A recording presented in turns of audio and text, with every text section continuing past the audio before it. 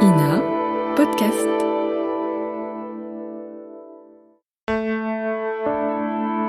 Ina Podcast.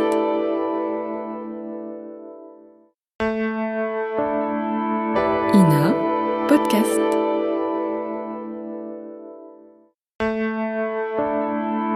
Ina Podcast.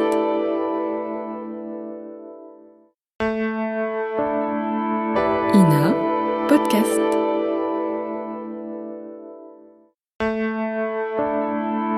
Ina Podcast.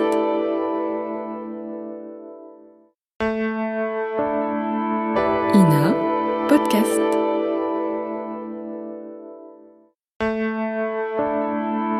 Ina Podcast.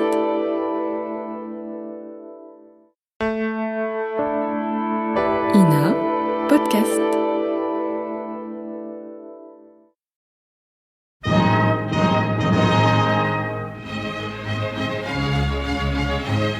Bon baiser de partout. Une émission secrète de...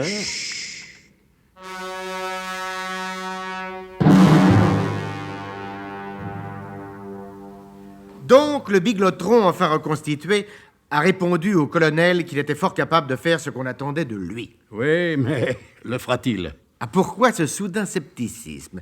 N'auriez-vous plus entière confiance dans le biglotron? Il s'agit tout de même d'un biglotron de fortune bricolé avec des matériaux et des instruments du XVIIIe siècle. Les seuls dont on disposait à cette époque, je vous l'accorde. Mais pourquoi discuter plus longtemps sur ce point? Rejoignons nos amis serrés autour du professeur sur l'étroite passerelle de commandement. Alors, mes biches, on est bien, Grand vilain méchant voyou. Adorable professeur. Sans me mêler le moins du monde de votre vie privée, professeur, bien qu'elle soit aussi la mienne. Dites-moi, comment pouvez-vous faire pour diriger le biglotron en ayant les deux mains occupées? mais si je ne tenais pas ces deux charmantes jeunes femmes étroitement serrées par la taille, elles risqueraient de tomber. Quelqu'un d'autre pourrait les tenir pendant que vous seriez aux manœuvres. Oh non, colonel, personne d'autre mieux que moi. Ne m'obligez pas à leur faire dire elles-mêmes, ma modestie en souffrirait. Oui, ne discutons pas sur ce point, mais comment faites-vous pour piloter? Comme tous les grands pilotes de ligne, ayant un certain sens de l'organisation et disposant d'un pilote automatique. Ici, j'ai mieux encore. Le biglotron se dirige à la voie. Vous allez entendre. Alors, mon cher biglotron, comment ça va? Fatigant. Très fatigant. Si on augmentait la pression de la Blacksol, ça irait nettement mieux. Attendez. Adjudant, Oui, mon professeur. la pression de la Plaxmal. Augmenter la pression de la Plaxmal. Ah, c'est que, mon professeur, j'ai pas honte de l'avouer, j'ai jamais fait les études pour, et je sais pas très bien ce que c'est le lax plax. La flotte. Depuis que Lavoisier m'a appris que le Laplaxmol n'était que du simple H2O, ça simplifie les problèmes. Ah, vous trouvez? Mais oui, pourquoi? Parce que la pression de la flotte, elle est vachement au maximum, et même un peu plus, hein. S'agit-il d'un accident grave, professeur? Je n'en sais rien, colonel. Je vais demander. Mon cher biglotron, vous avez entendu la question? Oui, Et alors? je ferai avec ce que je... Mais je vous l'assure, je fatigue. Eh ben, ne parlez plus et économisez vos forces. Parfait. Maintenant, ce n'est plus qu'une question de patience. Vous êtes bien installé, colonel? Mais ce sera encore mieux si Albert Tunnelé ne mettait pas ses pieds sur les miens. Oh, pardon, mon colonel, faites excuse. Oh, par Saint-Pierre-des-Corps, mon fils, cette fois, ce sont les miens. Oh, pardon, mon père. Décidément, vous y tenez, Tunnelé. Mais mon colonel, le révérend a des corps. Il ne faut pas pousser l'esprit de corps trop loin. Vous pourriez peut-être choisir un endroit qui ne soit ni mes pieds ni celui du révérend. Mais je demande pas mieux. Mais où? Il n'y a pas de place. Dans ce cas, un pied sur le révérend, un autre sur moi, hein? Ce sera tout de même moins lourd. Mais c'est bien parce que c'est vous, Tunnelé. Merci, mon colonel, vous êtes bien bon. Mon fils, si vous vouliez bien choisir l'autre pied. Oui, celui qui n'a pas de corps. Ah, bah oui. Voilà, merci. Dis donc, Raphaël, T'écoutes, Zul. Officiel, t'écoutes. comment que ça se fait qu'on n'a pas entendu causer de Zédéon? Officiel, on l'a pas entendu causer. Et pourtant, celui-là, il la ramène toujours. T'as raison, Raphaël, qu'est-ce qu'il la ramène? Oh, ben Zul, j'ai trouvé. Officiel, j'ai trouvé. qu'est-ce que t'as trouvé, Raphaël? Pourquoi qu'on l'entendait pas causer? On est assis dessus. T'as raison, Raphaël, on est assis dessus, alors. Grand vilain méchant voyou, vous abusez de la situation. Moi? Mais je vis avec intensité nos derniers instants d'intimité, avant que le nouveau siècle nous sépare. Je ne parlais pas de ça, mais de la manière scandaleuse dont vous vous conduisez avec mademoiselle Émilienne Le Harpon. Oh, elle est gentille, cette petite, et elle ne fait pas tant de manières, du moment qu'on lui demande gentiment, n'est-ce pas, mon petit lapin rose? Vous savez causer aux dames, vous. Mijauré. Hypocrite. Allons, vous n'allez pas recommencer, non? Allons, du calme, au gynécée. À votre avis, ça peut durer combien de temps un voyage à travers le temps? Mais pourquoi, mon fils? Vous n'êtes pas bien sur nos pieds? Je demandais ça histoire de m'instruire. Professeur, vous avez entendu la question de notre ami Touloulet? Oh, vous savez, ici, nous sommes tellement à l'étroit qu'il faudrait vraiment être sourdingue.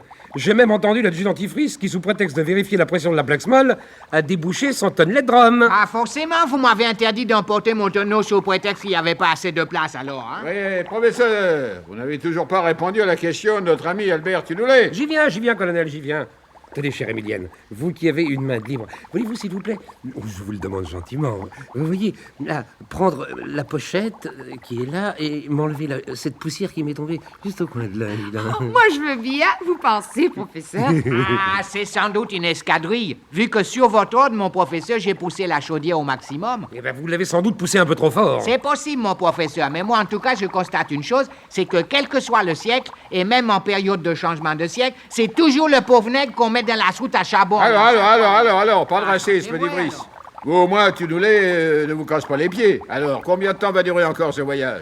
Je ne sais pas si vous vous rendez compte, colonel, que jamais le temps n'a été aussi relatif qu'en ce moment. Oui, bien sûr, mais relativement à notre petit monde, à nous, sur cette étroite passerelle de commandement, combien de temps?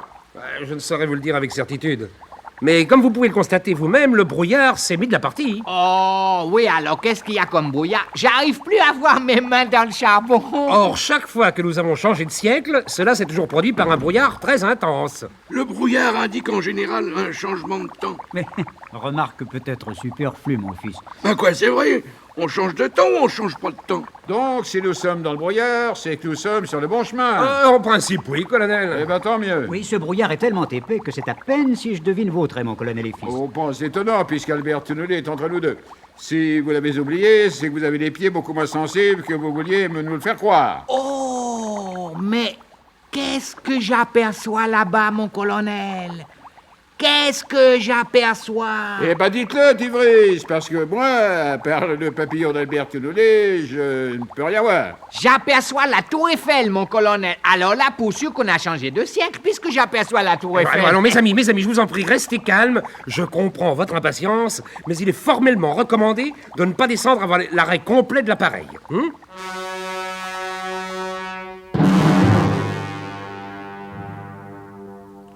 Après tout, seul l'adjudant-dentifrice a cru apercevoir la tour Eiffel. Est-ce vraiment la tour Eiffel? Ah, ça résoudrait effectivement tous les problèmes.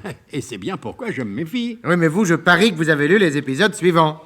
Non, je dis Si. ça simplement parce que je suis un vieil habitué de ce feuilleton et que j'ai connu d'autres situations en apparence aussi simples et qui, figurez-vous... Ne me dites rien, surtout rien. Moi qui suis si curieux d'habitude, je ne veux rien savoir. Je ferai comme tout le monde. J'attendrai avec impatience, certes, mais j'attendrai les prochains épisodes de notre grand feuilleton d'espionnage et de suspense spatio-temporel. Bon baiser de partout. C'était Bon baiser de partout. Une émission secrète de... Pierre Dac et Louis Rognoni. Décryptage et mise en code, Jean-Wilfried Garret.